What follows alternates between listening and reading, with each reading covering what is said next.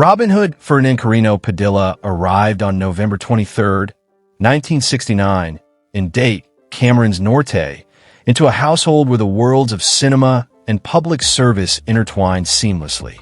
His father, Casimiro Roy Padilla Sr., was a multifaceted figure, a revered actor, labor leader, and provincial governor, while his mother, Lolita Eva Cariño, shone under studio lights as a beloved character actress. As the 10th child in a sprawling brood of 47, Robin learned early how to navigate competing interests, each sibling carving out a niche in the dramatic glow of film sets, political rallies, or simple afternoons beneath mango trees. Family gatherings doubled as strategy sessions for local campaigns and impromptu performances, instilling in him a deep respect for both artistry and advocacy. From the tender age of 5, Robin would tag along on location shoots, his wide eyes reflecting the flicker of camera bulbs and the gravity of on-set dialogues. His first credited appearance came in 1985's Public Enemy No. 2, Miami No. 2, where he delivered a handful of lines as an extra, an unassuming debut that masked an innate sense of timing and presence. Amid the clamor of script revisions, costume fittings, and stunt rehearsals, he soaked up technique from directors and fight choreographers alike. Weekend classes in martial arts and improvisation became his refuge, a place where youthful energy morphed into disciplined skill, preparing him for the moment when he could step from the shadow of his surname into his own spotlight. Despite the allure of film, Robin never fully abandoned formal education. After a stint at Siena College of Quezon City and St. Louis University Boys High School, he temporarily paused his studies to chase acting opportunities. Yet, as the momentum of his career surged in the early 1990s, he resolved to return to academia. He enrolled at the Philippine College of Criminology and earned a Bachelor of Science degree, curious about the societal structures underlying the crime dramas he portrayed. This unconventional academic path, balancing on-campus lectures with back-to-back filming schedules, imbued him with a practical understanding of law enforcement, psychology, and the gray areas where justice and desperation intersect. By 1990, Padilla's name began to appear in posters emblazoned with bold taglines: Anak and I, Baby Alma, Bad Boy, and Grease Gun Gang. He leaped into each role with fanatical commitment, performing his own stunts under the blistering Manila sun. A shattered cheekbone in 1992 and a twisted ankle in 1994 became badges of authenticity rather than setbacks, cementing his reputation for fearless grit. The moniker Prince of Action followed him from the silver screen to magazine covers, where photographers captured the hint of a smirk playing across a stubbled jaw. His characters embodied raw charisma and moral ambiguity, heroes to some, anti-heroes to others, yet always men driven by circumstance and conviction.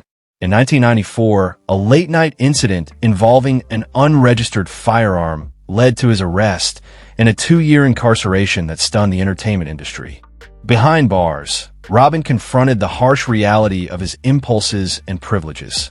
It was within a modest prison cell that he met Muslim inmates who shared the 5 pillars of Islam, inspiring a spiritual rebirth. Embracing the faith on which his forebears in Mindanao had long drawn strength, he adopted the name Abdul Aziz. This transformation was more than symbolic. It reshaped his worldview, anchoring him in discipline, introspection, and a profound commitment to service upon his release. Returning to civilian life in 1996, Padilla reinvented himself on the small screen. His comedic chops shone in ABS-CBN's Pwedeng Pwede, 1999 to 2001, where his willingness to ham it up delighted audiences accustomed to his steely film persona. Dramatic series followed. In Basta't Kasama Kita, 2003, he tread the delicate balance between vulnerability and defiance. In Adarna, 2013, he portrayed a warrior whose battles mirrored his own personal odyssey. Each character allowed him to explore facets of his identity: father, activist, believer, while collaborating with directors and writers eager to tap into his lived experience beyond choreographed fistfights. Off camera, Robin's world revolved around 2 marriages and 6 children. His first union with Liesl Sikanko, 1996 to 2007, produced 4 children, Queenie, Kylie, Ollie, and Junjun, each growing up alongside their father's filming schedule and political rallies. In 2010, he wed TV host Mario Rodriguez, welcoming daughters Isabella and Josephine into a household suffused with laughter, prayer, and impromptu guitar sessions. Despite public curiosity, he maintained strict boundaries around his home life, choosing to reveal only glimpses of family dinners, terrace conversations at sunset, and moments of quiet reflection before morning prayers. In 2022, Robin Ford Padilla translated his on-screen authority into real-world governance. Running under PDP, Laban, he campaigned on federalism, streamlined bureaucracy, community policing, and anti-criminality reforms. Leveraging an image of relentless honesty, he traveled to urban centers and far-flung barangays, listening to fishermen, educators, and small business owners. His platform resonated, earning him a Senate seat on June 30th, 2022, the first Filipino Muslim to serve in the chamber since 1995. By 2024, he was elected PDP, Laban Party President, chairing pivotal committees on constitutional amendments, cultural communities, and public information, determined to reshape policy through the same unvarnished candor that defined his film roles. Central to Robin's ethos is a synthesis of action and contemplation. Daily prayers punctuate his mornings, guiding decisions both in the Senate and on set. Meditation and recitation of the Quran inform his responses to challenges, reminding him that leadership requires humility as much as conviction. He speaks openly about the transformative power of faith, crediting it with forging resilience after personal loss, legal troubles, and the glare of tabloid scrutiny. His philanthropic initiatives, mosque restorations, scholarship funds for underprivileged youth, mental health workshops in detention centers, are extensions of a belief that true strength emerges when one uplifts others. Through film projects, television royalties, endorsements, and a senator's salary, Padilla has amassed an estimated net worth of $25 million US. Rather than hoarding wealth, he channels substantial portions back into community programs, annual livelihood training for displaced families, mobile medical clinics in remote provinces, and entrepreneurial grants for young innovators. He collaborates with NGOs focusing on clean water access and women's literacy, often volunteering his own time to survey project sites.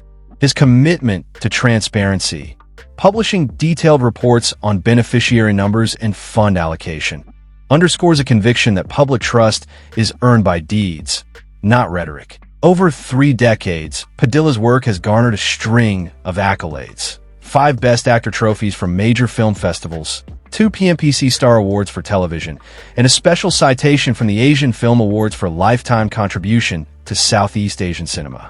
His Senate colleagues have recognized him with citations for legislative excellence, while community organizations have bestowed honorary degrees for service.